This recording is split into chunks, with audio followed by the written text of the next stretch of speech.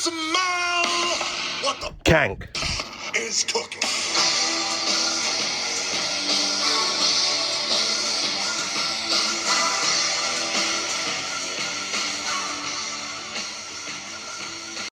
Good afternoon. It's Tuesday, the 7th of April 2020. My name is Umar Kankiya, also known as the Kank, and welcome to my daily COVID-19 update.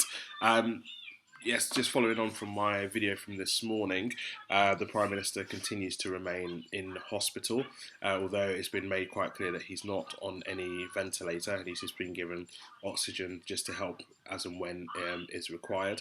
Dominic Raab, the First Secretary of State and Foreign Secretary, is currently deputising for him as Prime Minister, although there were several questions that were posed to him about how this would work and if there were any urgent decisions that needed to be taken, what would happen, but he wasn't very forthcoming in terms of how that would be, so this is kind of a wait-and-see scenario in this case. But again, as I said earlier on, I wish the Prime Minister best wishes in making a full recovery from this from this condition. Just as a brief update, sadly, since yesterday, a further 854 people have died as a result of the coronavirus here in the UK, and it's taken our total to over 6,000 deaths since the pandemic hit the UK. So it's clear that obviously more deaths have been recorded and recognised, especially those that are happening in the community, hence why there's been such a huge spike. Though from what the Chief Scientific Officer was saying and the Chief Medical Officer was saying, it appears that we are possibly heading towards the peak of this now, and they think that it might be starting to flatten in terms of the curve itself. So hopefully, although yes, sadly there's been more deaths, maybe we are now starting to get to a point where things might start to level out a little bit and that it will start to reduce somewhat as well.